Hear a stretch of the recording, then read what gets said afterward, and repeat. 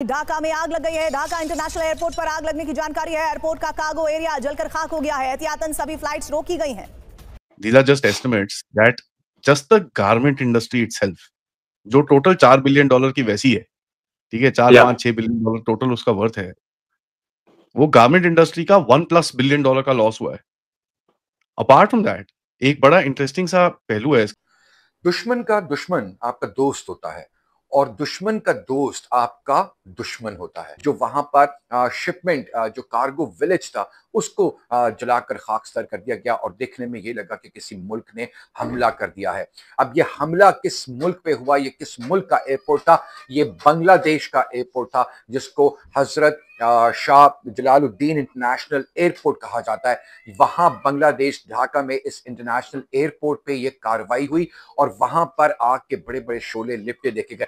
दिखने में ये लगा कि शायद इंडिया ने हमला कर दिया है। कैसे उनके एयरपोर्ट के ऊपर भी उसमें हमारा हाथ तो नहीं है, लेकिन उनकी वहां पे जो टेरर की फैक्ट्री थी, वहां पे आर्म्स एंड एमुनेशन पड़े थे, एयरपोर्ट पे जल गए, धुआं धुआं हो गया। पता नहीं, महादेव की बड़ी कृपा है हमारे ऊपर। अब म्यांमार के अंदर जो टेरर कैंप्स थे उसके अंदर सर्जिकल स्ट्राइक हुई है। इसमें पराग जैन का पूरा हाथ था। बाकियों में हमारा हाथ नहीं है, लेकिन इसमें हमारा हाथ था और एक मैसेज था। दिखने में ये लगा कि किसी और ताकत ने इस एयरपोर्ट को हमला करके निशाना बनाया, क्योंकि जितनी तबाही और जितने बड़े आग के शोले लपटे नजर आ रहे थे वो आम जो कार्रवाई थी वो नजर नहीं आती थी। वो आम किसी इलेक्ट्रिसिटी की वायरिंग की वजह से आग नजर नहीं आती थी। ईस्टर्न साइड पे एक जगह बूम बूम हुआ, पोर्ट्स गए बूम बूम बांग्लादेश, और दूसरी साइड पे म्यांमार। ये दोनों के पर्सपेक्टिव को रियलाइज करेंगे with also an angle that Modi's diplomacy has gone offensive rather than defensive, aggressive, warning और संभल के रहो कहते हुए। जय हिंद दोस्तों, सुबह हमने एक न्यूज शेयर की आपके साथ कि म्यांमार के अंदर भारत ने घुस के डीप स्ट्राइक की और असम राइफल्स के जवानों पे जो हमला हुआ था, 5 हमारे वीर जवान शहीद हुए थे, उनका बदला हमने बहुत ही जबरदस्त तरीके से दीपावली के अवसर पे लिया, दीपावली की रात। और अब एक खबर जो बांग्लादेश से झंझोड़ने वाली आ रही है कि बांग्लादेश के शिपिंग नहीं, एक तो शिपिंग के जरिए होता है ना जो गुड्स का आदान प्रदान शिप के जरिए, और एक होता है एरोप्लेन के जरिए।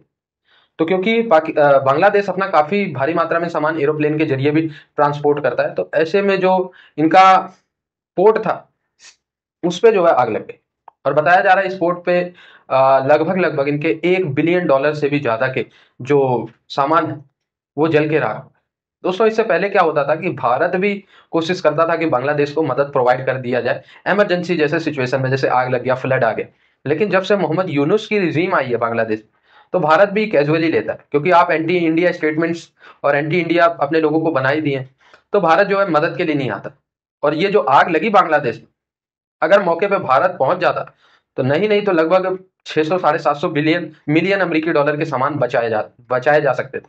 लेकिन भारत इस बार मदद को नहीं गया और बताया जा रहा है लगभग 4 से 6 घंटे तक जलते रहे पोर्ट बांग्लादेश के, और 35-36 गाड़ियां थी पाकिस्तानी बांग्लादेशी जो दमकल केंद्र थे आग बुझाने वाले। ठीक है, अब उतने में कहाँ बुझने वाली है, लग गया फिर 6 घंटे लग गए और 6 घंटे में जो डैमेज होना था वो हो गया। अगर भारत से इनकी अच्छी दोस्ती होती तो भारत जो है हेलीकॉप्टर लेके पहुंचता और पूरा पानी एक ही बार में डंप कर देता और लॉस जो है वो 70 से 80% रिड्यूस किया जा सकता था। ये बांग्लादेशी मीडिया की रिपोर्ट है।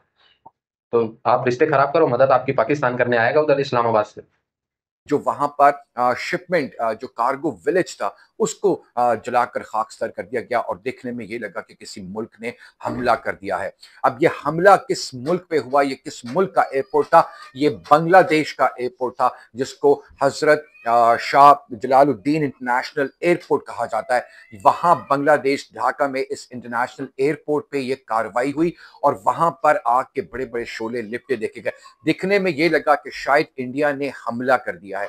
दिखने में ये लगा कि किसी और ताकत ने इस एयरपोर्ट को हमला करके निशाना बनाया, क्योंकि जितनी तबाही और जितने बड़े आग के शोले लपटे नजर आ रहे थे वो आम जो कार्रवाई थी वो नजर नहीं आती थी। वो आम किसी इलेक्ट्रिसिटी की वायरिंग की वजह से आग नजर नहीं आती थी, लेकिन वो सिर्फ ये नजर आता था कि ये बड़ा एक हमला हो गया। और उस वक्त बांग्लादेश की आवाम के दिल के अंदर ये जरूर सवाल पैदा हुआ था कि ये हमला भारत ने अपने जो मनफी इसका जो प्लान है उसके पूरा करने के लिए भारत ने बांग्लादेश पर हमला करके एयरपोर्ट को नुकसान पहुंचा दिया है।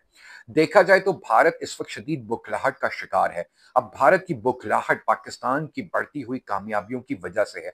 भारत इस वक्त सिफारती महाज पर तनहा है, भारत इस वक्त मुआशी महाज पर तनहा है, और भारत की जो सियासतदान है और जो सियासी हुकूमत नरेंद्र मोदी की हुकूमत है वो इस वक्त बिल्कुल एक आइसोलेशन में है और उसको अपने लिए एक्चुअली कोई भी प्रोग्रेसिव चीज नजर नहीं आ रही। बिहार के इलेक्शंस हैं, ऑपरेशन सिंदूर जो 2 नंबर उनका शुरू होने वाला है, जिसको उन्होंने अब 2.0 कहना शुरू कर दिया है, वो ऑपरेशन सिंदूर भी इस वक्त अपनी तमाम तर नाकामियों को समेटता हुआ, भारत की आवाम को बेवकूफ बनाता हुआ दोबारा उसको रिवाइव करने की कोशिश कर रहे हैं। और ये बात मैं क्यों कह रहा हूं, क्योंकि खबर मैं आपको ये दे रहा हूं कि कल भारत का आर्मी चीफ अपनी तमाम तर चेक पोस्ट और चौकियों पर जो फ्रंट लाइन पे है उसमें से बेशतर का उसने दौरा किया है और वहां जाकर अपने फौजी जवानों और अफसरान को ये अहकाम दिए हैं कि हम किसी भी वक्त में अब जंग के लिए तैयार हैं और हम हफ्ता 10 दिन के अंदर एक नई जंग में जा रहे हैं। तो भारत एक्चुअली सबसे पहले पाकिस्तान को डैमेज करना चाहता है, लेकिन पाकिस्तान पे जब उसका जोर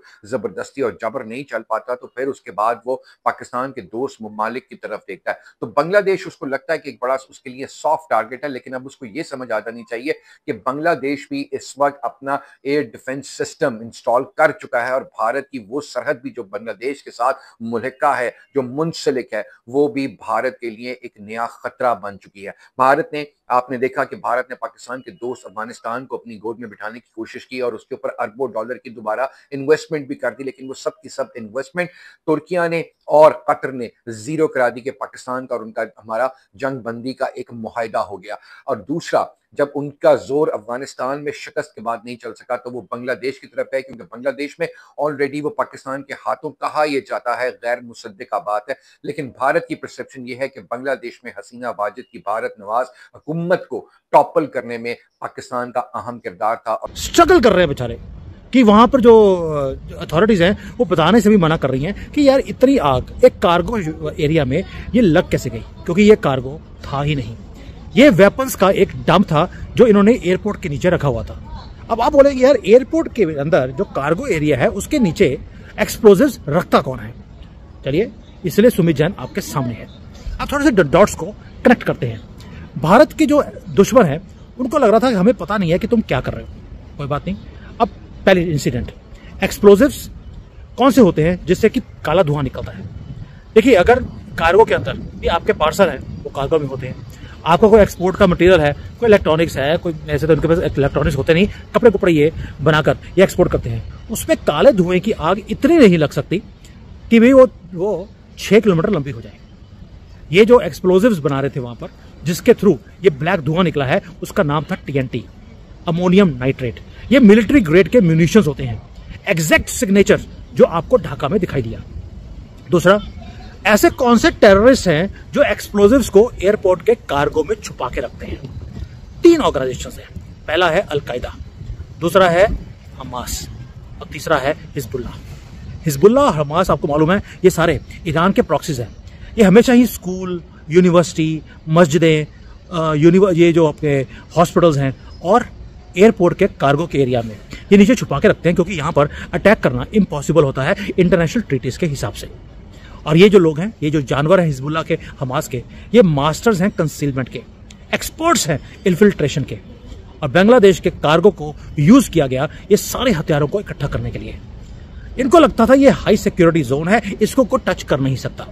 पर कल दिवाली के टाइम से पहले हमने वो भी बता दिया कि तुम्हें कहीं भी छुप के तुमने रखा होगा असला या तुम्हारे कॉकरोच, उनको मारेंगे, घर में घुस के मारेंगे।